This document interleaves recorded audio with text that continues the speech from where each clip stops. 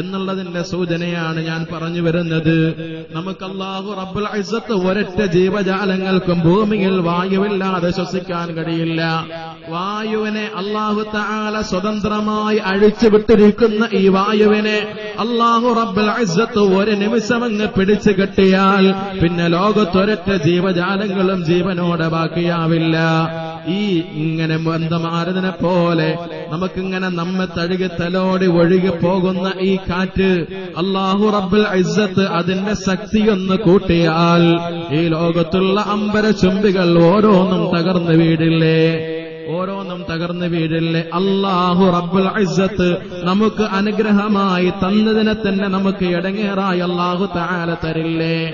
അതുകൊണ്ട് മുഅ്മിനീങ്ങളെ, അല്ലാഹു റബ്ബുൽ ഇസ്സത്ത് നമുക്ക് നൽകിയിരിക്കുന്ന ഓരോ അനുഗ്രഹങ്ങളിലും നമ്മുടെ ശ്രദ്ധ പതിക്കേണ്ടത് ഇത് റബ്ബ് തആലയെ കുറിച്ച് അറിയാനാണ്. തഫക്കറൂ ഫീ ആലാഇല്ലാഹി വ നിഅമാഇല്ലാഹ്. അല്ലാഹു തആല നമുക്ക് നൽകിയിരിക്കുന്ന അനുഗ്രഹത്തിലേക്ക് മതിമറന്നിരിക്കാൻ വേണ്ടിയല്ല, അതിൽ ഇതിനെ പടച്ചിരിക്കുന്ന റബ്ബിനെ കുറിച്ചൊരു ചിന്ത വരണം. ആ റബ്ബാണ് എന്നെ പടച്ചത് എന്ന ചിന്ത ഖൽബിലേക്ക് വരണം.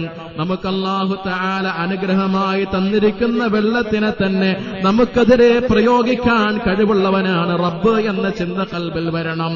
നമുക്ക് റബ്ബ് സുബ്ഹാനഹു വ തആല നൽകിയിരിക്കുന്ന വായുവിനെ നമുക്കെതിരെ പ്രയോഗിക്കാൻ കഴിവുള്ളവനാണ് റബ്ബ് എന്ന തിരിച്ചറിവ് നമുക്കുണ്ടാകണം. അല്ലാഹു റബ്ബുൽ ഇസ്സത്ത് നമുക്ക് നൽകിയിരിക്കുന്ന ഈ ദുനിയാവിലെ മനുഷ്യന് സുജൂദ് ചെയ്യാൻ, അവന് വീട് വെക്കാൻ, പള്ളി വെക്കാൻ, അവൻ അല്ലാഹു തആലാക്ക് ആബിദായി ജീവിക്കാൻ അല്ലാഹു റബ്ബുൽ ഇസ്സത്ത് നൽകിയിരിക്കുന്ന ഈ ദുനിയാവിലെ ഇതൊന്ന് പൊട്ടിപ്പിളർന്നാൽ മനുഷ്യന്റെ അവസ്ഥ എന്താണ്? തഫക്കറൂ ഫീ ആലാഇല്ലാഹ്. അല്ലാഹു നമുക്ക് നൽകിയിരിക്കുന്ന അനുഗ്രഹങ്ങൾ, ആ അനുഗ്രഹങ്ങൾ നാം ഇങ്ങനെ സുഖിക്കുന്നു, പക്ഷേ തന്ന റബ്ബിനെ മറന്നു പോകുന്നു. നിനക്ക് അല്ലാഹു തആല നൽകിയിരിക്കുന്ന അനുഗ്രഹത്തിലൂടെ അല്ലാഹനെ അറിയേണ്ടുന്നതിന് പകരം അല്ല തന്ന അനുഗ്രഹങ്ങളെ മുഴുവനും സുഖിച്ചുകൊണ്ട് അല്ലാഹനെ മറന്നുപോയാൽ പൊന്നുമക്കളെ, സഹോദരാ, അത് നമുക്ക് ശത്രുവാണ്. أرى كل من نلهاك أنقص بطاعته عدوا وإن كان صديق المصافيا. أرى كل من نلهاك أنقص بطاعته عدوا وإن كان صديق المصافيا. നിനക്കൊരാത്മാർത്ഥ സുഹൃത്തുണ്ട്, ഒരു ആത്മാർത്ഥ സുഹൃത്തുണ്ട്. ആ സുഹൃത്ത് നീയല്ലാതെ ഭക്ഷണം കഴിക്കില്ല, നീയില്ലെങ്കിൽ യാത്ര പോകില്ല, നീയില്ലെങ്കിൽ ഉറങ്ങില്ല. എന്തിനും ഏതിനും എല്ലാത്തിനും നിന്റെ ചരണം കൂടെ ഉണ്ടാകണമെന്നുള്ള അത്രത്തോളം ഹൃദയബന്ധമുള്ള ആത്മാർത്ഥ സുഹൃത്താണ്. പക്ഷേ അവൻ കാരണം നിനക്ക് അല്ലാഹുവിന്റെ സ്മരണ ഖൽബിൽ നിന്ന് മാഞ്ഞു പോയാൽ ആ സുഹൃത്ത് നിന്റെ സുഹൃത്തല്ല, അവൻ നിന്റെ ശത്രുവാണ്. എനിക്കൊരു ബിസിനസ് ഉണ്ട്, കടയുണ്ട്, കച്ചവടമുണ്ട്, തൊഴിലുണ്ട്. ആ കച്ചവട മേഖലയിലേക്ക് ഞാൻ എത്തപ്പെട്ട് കഴിയുമ്പോ അല്ലാഹനെ സമർപ്പിക്കേണ്ട നിസ്കാരം പോലും ഖളാ ആയി പോകുന്നെങ്കിൽ ആ ബിസിനസ് നിനക്ക് ഉപകാരമില്ല, അത് നിന്റെ ശത്രുവാണ്. അതിനെ എന്നി ഒഴിവാക്കണം, ബിസിനസ് ഒഴിവാക്കണം എന്നല്ല, അതിൽ നിന്ന് അല്ലാഹുവിനെ കണ്ടെത്താൻ പരിശ്രമിക്കണം. അല്ലാഹുവിലേക്ക്, ഇബാദത്തിലേക്ക് അല്ലാഹു തആല ഫർളാക്കിയ കാര്യങ്ങളെ തള്ളിയിട്ടല്ല ഈ ദുനിയാവ് വാരി പിടിക്കേണ്ടത് എന്ന ചിന്ത ഖൽബിൽ വരണം. അല്ലാഹു തആല നമുക്കത് തരട്ടെ. റബ്ബ് തആല പറയുകയാണ്, വഇൻ തഅദ്ദൂ നിഅമതല്ലാഹി ലാ തുഹ്സൂഹാ وإن تعدوا نعمة الله لا تحصوها. നിങ്ങൾക്ക് റബ്ബ് സുബ്ഹാനഹു വ തആല നൽകിയിരിക്കുന്ന അനുഗ്രഹങ്ങളെ ഒന്ന് എണ്ണി തുടങ്ങിയേ അത് എണ്ണി ക്ലിപ്തപ്പെടുത്താൻ നിങ്ങൾക്ക് സാധ്യമല്ല. അല്ലാഹു നമുക്ക് തന്നിരിക്കുന്ന അനുഗ്രഹങ്ങളെ എണ്ണയാണെങ്കിൽ അതൊരു പേപ്പറും കടലാസും എടുത്ത് എഴുതാൻ തുടങ്ങിയാൽ മരിക്കുന്ന സെക്കൻഡ് വരെ അല്ലാഹു തന്ന അനുഗ്രഹം എഴുതിയാൽ തീരൂല. ഒന്ന് പറയട്ടെ, ഞാനും നിങ്ങളും തുമ്മലുണ്ട്. ഒന്ന് തുമ്മുമ്പോൾ അവൻ പറയണം അൽഹംദുലില്ലാ. തുമ്മുന്ന മനുഷ്യൻ അൽഹംദുലില്ലാ എന്ന് പറയണം. കാരണം എന്താണ്? തുമ്മുന്ന സമയത്ത് സ്പന്ദിച്ചുകൊണ്ടിരിക്കുന്നത് അവന്റെ ഹൃദയം ഒന്ന് നിന്നു പോവുകയാണ്. ഈ തുമ്മുന്ന സമയത്ത് ചലിച്ചുകൊണ്ടിരിക്കുന്ന ശരീരത്തിന്റെ എല്ലാ ഓരോ ഭാഗത്തേക്കും ബ്ലഡ് സർക്കുലേഷൻ നടത്തുന്ന ഹൃദയമെന്ന പമ്പ് ഒന്ന് നിലച്ചു പോവുകയാണ്.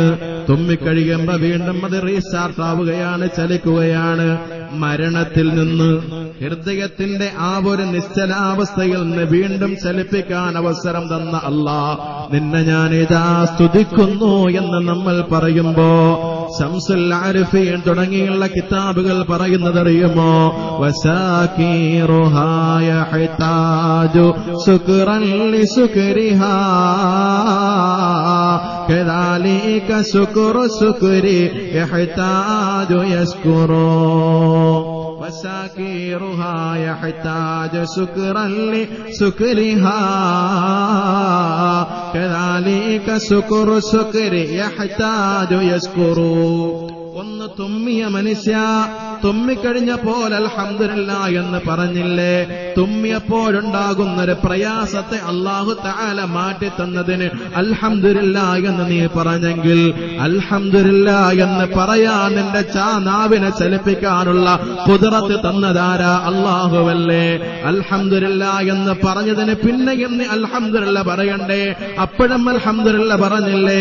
അതിന് വീണ്ടും പറയണ്ടേ? കദാലിക ശുക്റു ശുക്രി യഹ്താജു യശ്കുറു. അല്ലാഹു റബ്ബുൽ ഇസ്സത്തിന് നന്ദി ചെയ്യുകയാണെങ്കിൽ, അല്ലാഹു റബ്ബുൽ ഇസ്സത്ത് നമുക്ക് നൽകിയിരിക്കുന്ന അനുഗ്രഹങ്ങൾക്ക് നന്ദി രേഖപ്പെടുത്തുകയാണെങ്കിൽ, ആ നന്ദി രേഖപ്പെടുത്താൻ അല്ലാഹു തആല നമുക്ക് തരുന്ന ആ ഒരു ഖുദ്റത്തിന് പിന്നെയും പിന്നെയും നന്ദിയുള്ളവരായി മാറണ്ടേ? ബഹുമാനമുള്ളവരെ, ഞാൻ പറഞ്ഞു വരുന്നത്, അല്ലാഹു റബ്ബുൽ ഇസ്സത്ത് നമുക്ക് അനുഗ്രഹമായി തന്നിരിക്കുന്ന കാര്യങ്ങളിൽ ശ്രദ്ധ പതിയുമ്പോ അല്ലാഹനെ മറക്കാൻ പാടില്ല.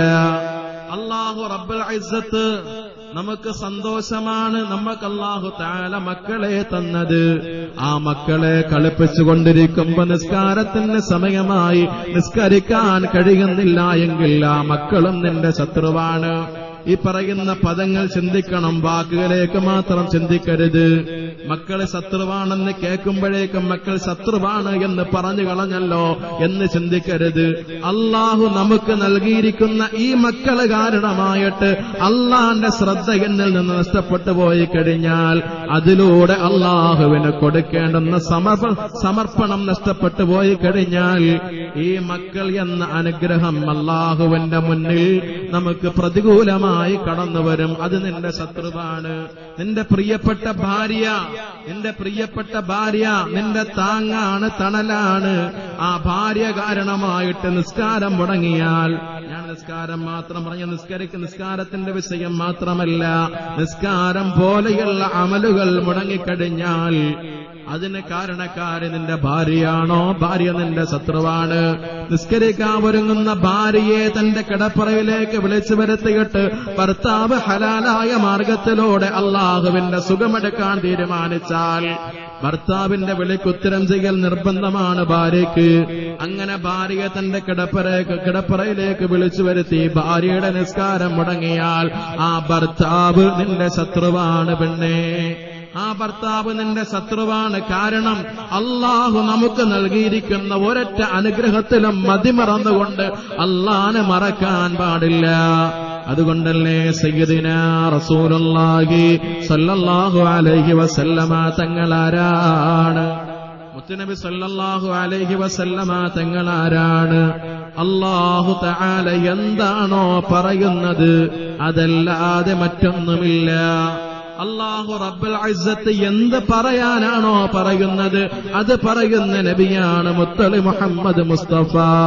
വമാ യന്തിഖു അനിൽ ഹവാ ഇൻ ഹുവ ഇല്ലാ വഹ്യുൻ യൂഹാ. അല്ലാഹുവിന്റെ അനുവാദമില്ലാതെ ഒരൊറ്റ ശബ്ദം പോലും നാവിൻ തുമ്പിൽ നിന്ന് പുറത്തേക്ക് പ്രവഹിച്ചിട്ടില്ലാത്ത മുത്തലി മുഹമ്മദ് മുസ്തഫ, ഒരു തെറ്റ് പോലും ചെയ്തിട്ടില്ലാത്ത നബിയുനാ റസൂലുള്ളാഹ്, ഒരൊറ്റ വസ്തുവിലേക്കും ശ്രദ്ധ പതിഞ്ഞിട്ട് അള്ളാന്റെ ശ്രദ്ധ മാറിപ്പോയിട്ടില്ലാത്ത മുത്തലി മുഹമ്മദ് മുസ്തഫ, രണ്ട് കണ്ണുകൾ ഉറങ്ങുമ്പോഴും ഹൃദയം ഉണർന്നിരുന്നുകൊണ്ട് അള്ളാഹുവിന്റെ ദിക്റിൽ കഴിഞ്ഞു പോകുന്ന മുത്തലി മുഹമ്മദ് മുസ്തഫ സല്ലല്ലാഹു അലൈഹി വസല്ലം. ഈ റസൂലുള്ളാഹി സ്വല്ലല്ലാഹു അലൈഹി വസല്ലമ തങ്ങൾ ഇശാഇന്റെ സമയം കഴിഞ്ഞു.